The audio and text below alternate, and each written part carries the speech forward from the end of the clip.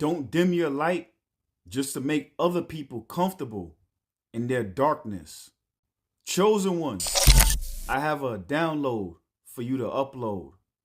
If this video came across your screen, your higher self put it here for a reason. You've been dimming yourself so people that are scared of their own shadows don't feel threatened by your light. You weren't born to make the room comfortable. You were born to change the temperature. Stay tuned. Valerie, talk to him. You keep forgetting your light isn't the problem. It's the mirror it puts in people's faces. Some of them aren't mad at you. They're mad at everything your energy exposes. Their laziness, their lies, their comfort in chaos. So they call you too much, too intense, too deep, hoping you'll turn yourself down so they don't have to face themselves. But every time you shrink, you abandon the version of you that prayed to finally be seen. Your light is not negotiable. The ones who are meant to walk with you will learn how to hold it, not cage it, not dim it, not drain it. Stop editing your soul to fit rooms you've already outgrown. The world doesn't need you softer, smaller, safer. It needs you honest, bright, and all the way on.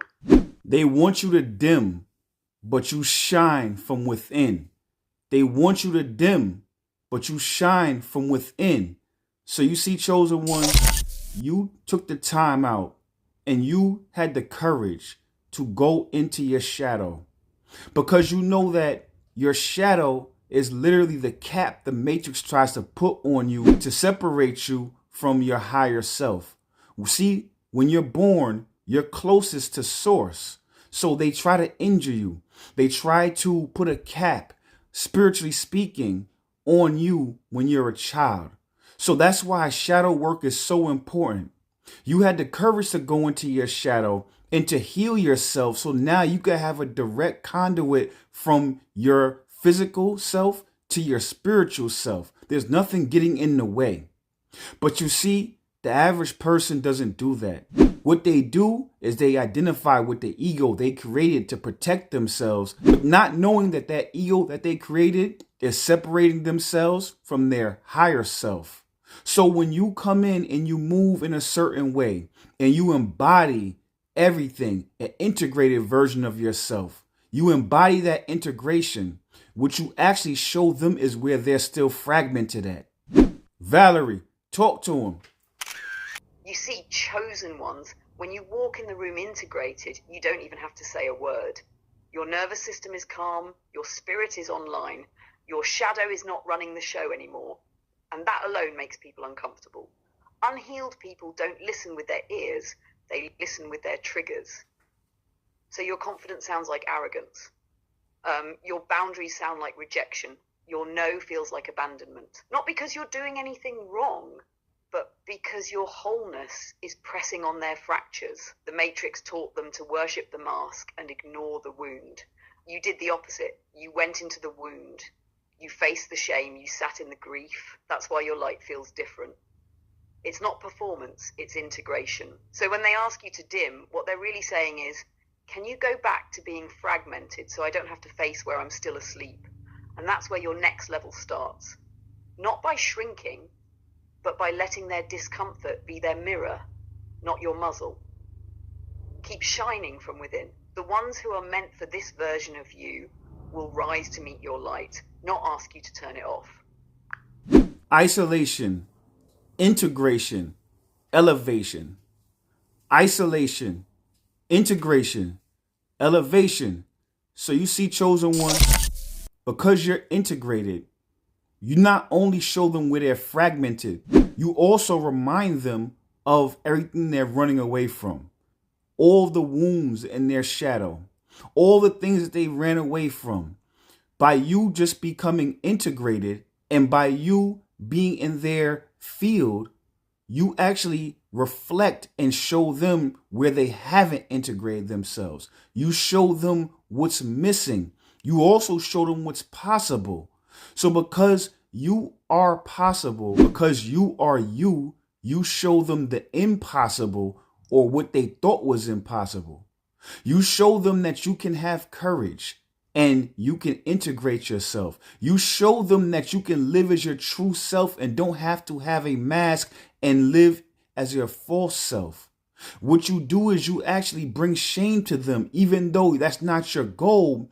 But just by you living in your personified higher self in this 3D matrix, you show them what's possible. And because of that, now they have shame about themselves. It has nothing to do with you. It's just because they haven't done the work. Valerie, talk to him. So listen, chosen ones, this is why your elevation feels like an attack to people who stayed in hiding. You didn't just isolate, you went into the cave, met your demons, hugged your inner child, and walked back out with receipts. They isolated to escape, you isolated to evolve. So now, when your integration steps into the room, their avoidance has nowhere left to hide. Your peace exposes their anxiety. Your honesty exposes their performance. Your alignment exposes every place they sold themselves out just to belong. And here's the part you need to remember. Their shame is not your responsibility, and their comfort is not your assignment. Your job is to stay devoted to the version of you that fought to be here, the one who chose truth over fitting in, the one who chose healing over hiding, isolation, integration, elevation. You're in the elevation phase now. Don't climb all the way up this mountain just to walk back down because someone else refused to leave the cave. Your benevolence renders things irrelevant. Your benevolence renders things irrelevant.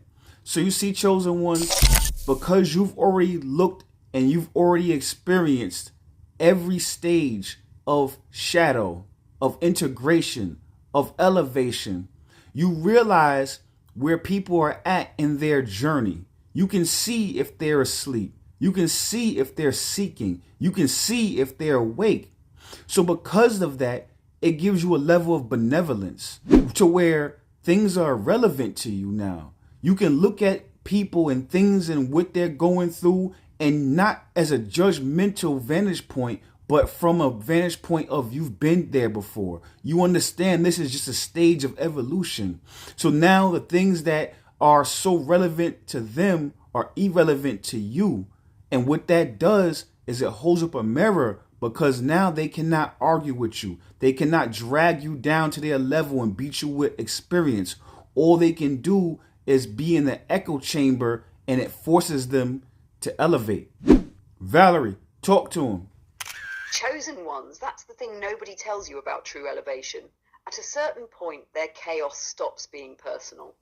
You're not offended, you're observant. You're not triggered, you're tracking patterns. Your benevolence makes their games irrelevant. You're not biting the bait, you're not defending your character. You're not explaining your soul to someone committed to misunderstanding themselves. So now what happens? When you won't come down into the arena, all they're left with is the echo of their own energy. No opponent, no sparring partner. No one to project on, just a mirror. That's the quiet power you carry now. You don't punish, you don't perform, you don't prove. You simply hold your frequency and let your peace expose where they're still at war with themselves.